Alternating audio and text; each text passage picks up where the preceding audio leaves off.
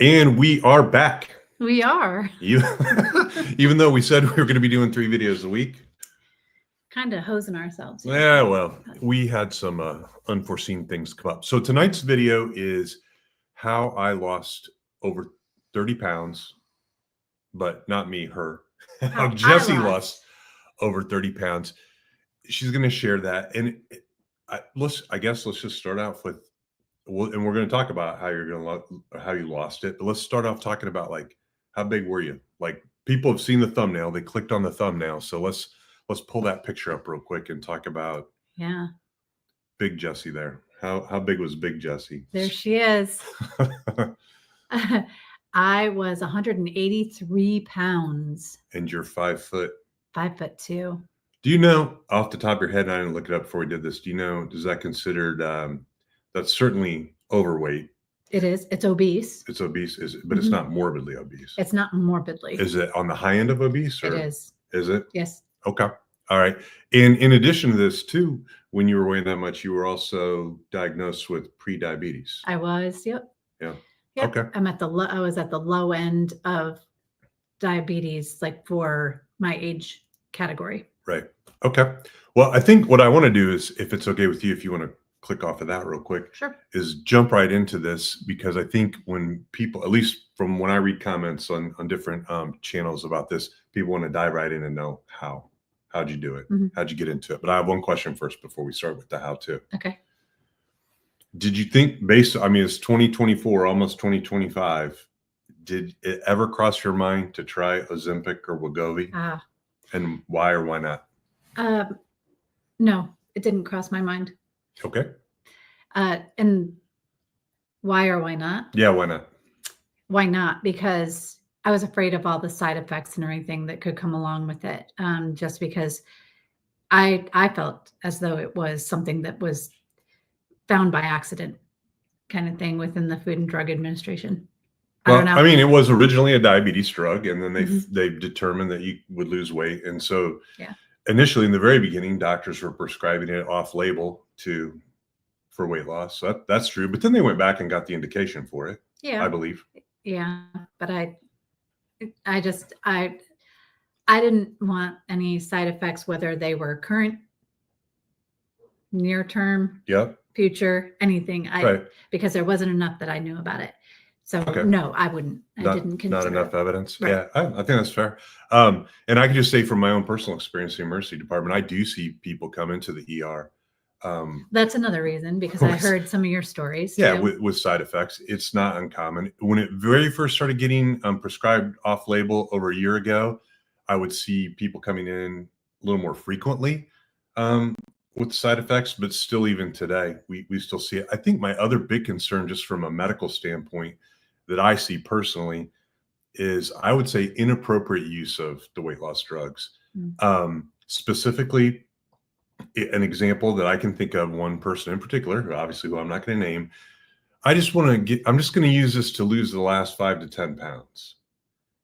Well, okay, but then the eating habits don't change. Yeah. So I'm taking a drug, but I'm still eating Taco Bell to lose 5 or 10 points. Yeah, it doesn't make sense to me. So it's not that it's necessarily bad for everyone, obviously, and talk to your doctor, but that's why you wanted to do it naturally. And I think a lot of people would be interested on how to do it naturally. And so let's dive right in and talk about it. So first question up, I think a number one struggle I see when I look at YouTube videos is diets. What diet do I use? How do I stick with the diet? Like the whole eating struggle. How did you overcome that? Well, I didn't diet. Okay. So what I did was, first of all, I watched you and how you were going through, you said, there's just got to be a way to do it better. And so I did. So I just started choosing. Well, I knew what my big problems were. I was eating too much, and I was just filling my plate, and I would eat as much as him in one sitting, if not more, sometimes. And so I wasn't. That's a really bad thing. Okay. I'm 5'2". You're 6 foot. That doesn't really. And you're a man. Burns more different calories indifferently. I don't. So while we have a video about, it's a team sport. Yep. weight loss is a team sport and fitness. However, I felt as though, I guess, inadvertently, that eating was dinner was a team sport. And so I was eating just as much as you. So I immediately just realized I was just more conscious about how much I was putting on my plate, how much I was really trying to figure out like when I was full.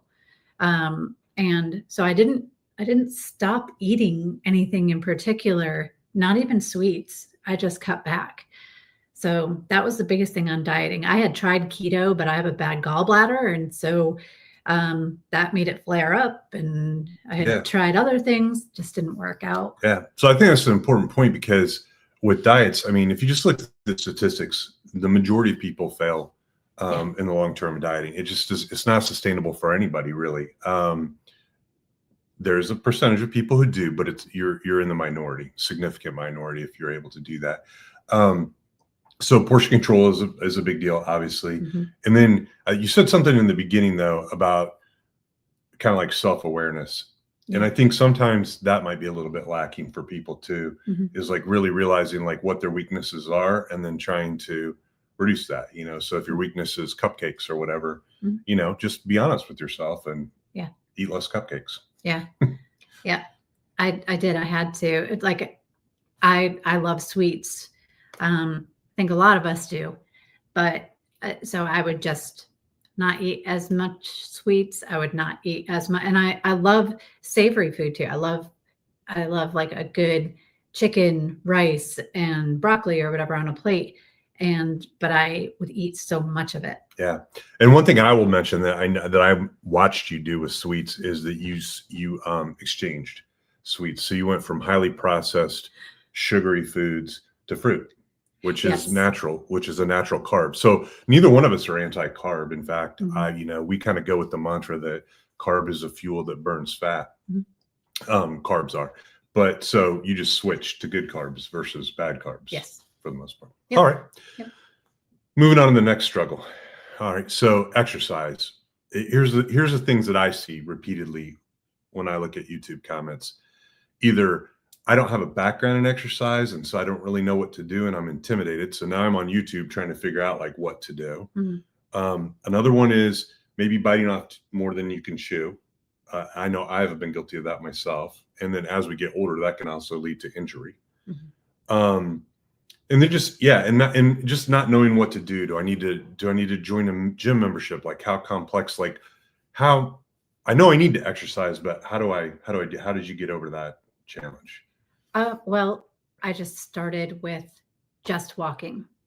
I didn't come up with an exercise regimen or anything like that. I just said, I have a goal. I have a challenge for myself. That's going to be 10,000 steps a day. And I did it on my smartwatch at the time. And then I would challenge some of my other friends, not that I have a lot of those, but, or my sister, so you could see if the other person was doing it or not. And even if you're not going to do that, still just, for me, I'm a competitive person, and I'm not necessarily competitive with others. I'm competitive against myself. So I would, just the steps, 10,000 steps a day. Yep. That's what I started with. That's what I did for a long time. And then I got to the point where I was like, I know I can do more. So simplicity, I think, is a big key to this, right? Absolutely. Don't get too complex. Don't bite off more than you can chew. Time, I think, is an issue. You're lucky in that you stay home right now, and then we're a one-income family, but that's not the norm for people in our age range, and I think back to when we were both working. So you got a time management, but you can do other things when you walk, as I know, because I watch you do multiple different things when you talk on the phone, watch a YouTube video, listen to a podcast, whatever. Yeah. And actually this journey for me started at the end of my last job. I was the executive director for a nonprofit organization. And so I worked all the time. And I know he can attest to that, all the time. And I sat a lot. That was a huge bad thing. But then towards the end, I started realizing, wait a second, I can do phone calls while I'm walking. I can do even Teams calls or whatever while I'm walking. And so that was helping me to really continue my job, but also get outside, get fresh air, or I even would do it. I had a walking treadmill underneath my walking desk. pad. Yeah. Walking pad. Yeah. Yeah. And it wasn't expensive. It was like $125. Right. Something like I broke Yep. it, by the way, because I walked on it so much. But yeah, I mean, that was a huge thing towards the end. And then it just, I was able to really engage it when I got. Yeah, we just recently invested in a treadmill, but I was going to mention the walking pad thing. I think that's a huge hack for people.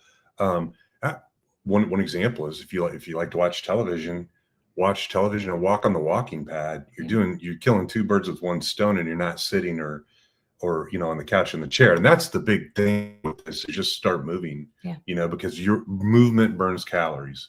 So I mean, you don't have to be a world-class athlete, I guess, is my point. Yeah, I can't even stress enough how much 10,000 steps a day just started. I mean, I literally lost 10 pounds in about 5 weeks. Yeah, that's just good. By walking. That's good. All right, well, let's move right on to the next struggle that I see people have a lot, is how to stay motivated. How do you, you're going along and maybe hit a plateau, or in our case, there was a time when I was dropping weight relatively rapidly, and it probably looked like, from an outsider looking in, like I was almost doing it by accident, kind of because I had hit the groove, and then your scales kind of staying steady. So like, how do you stay motivated through that?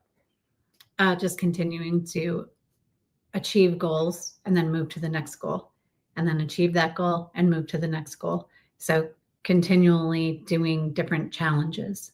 Okay. And setting different goals for yourself. So that's how I do it. Yeah, I almost like to refer to it as almost like gamifying. Yes. Gamifying your fitness thing. To me, the steps became a game. And early on, if you go back and look at the early videos, I had problems doing some of the strength training that I wanted to do because I was so focused on the steps, because I had gamified it so well that I couldn't get myself out of I would just be walking around all the time. You're like, what are you doing? I'm like, I'm just walking. Just get my steps in. So, yeah. All right. Well, cool. I'm going to talk about some running here in a second, because in the thumbnail, it showed a picture of you running, which I'll talk about briefly. But, what if people don't want to run? What are some other things? You think just walking in general? I think walking is great. Is amazing. I mean, that's what a lot of people use. I mean, just walking on an incline or walking in general. I mean, there were times when I would try to do 20,000 steps a day for a certain amount of time. But again, just challenging yourself to do different things or new things, even if it's just, I'm going to do this for a week and see if I like it, and maybe you will. And oh, that's a good point. Yeah. Like, try something new for a week and just, kind of check it out. That's a good idea. All right. So let's talk about running real quick. So one of the things that you said motivated you to get back into all this was what? You wanted to run again? I wanted to run again. Yeah. So one of the things I want to tell you guys about real quick, can you pop the pictures up of both of you? Both of you. Both of me. Big you and little you. So I just want to mention this real quick, because I know Jessie won't mention it on her own, but I think this is pretty cool, because if you want to talk about literally a couch to 10K program, I just want to give a shout out to Jessie for this. So literally, there's Stay Puft Marshmallow Jessie there in the tank top, and then in the blue shirt, there's Running Jessie. And recently, how long ago did you run that race near our house? That one was September. So it's the middle of September. Okay, so just about a month or so ago. Well, I guess 2 months ago now, almost, right? So about 2 months ago, Jessie ran a 10K race. It's just a small little race.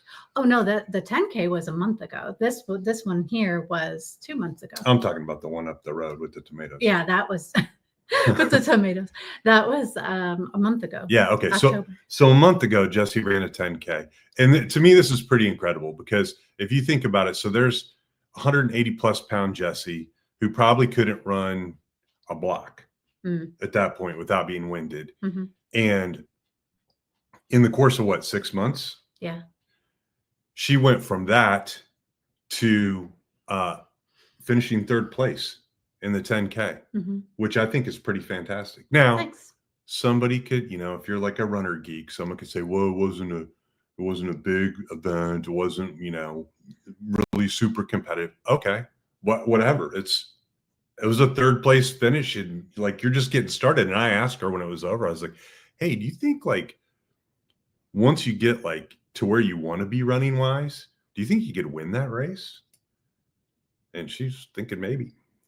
I don't know. But anyway, I thought that was cool. And so whatever your goal might be, just, there's the big U and the little U is in there.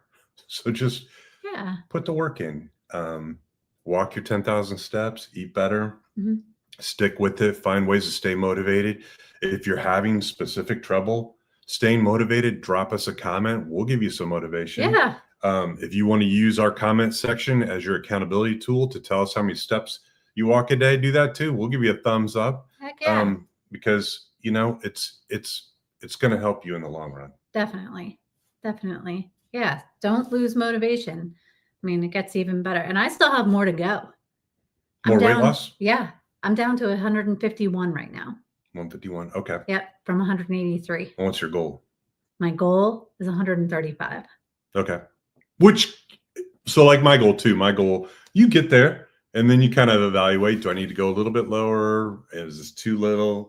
But that's a good goal. Okay. All right. Well, right on. Well, hey, thanks for showing up, everybody. We appreciate it. We're down to 1 video a week right now because of just life happening, but we'll get back to the 3 a week at some point. Yeah, we will. All right. Thanks for watching. All right. Bye. Bye.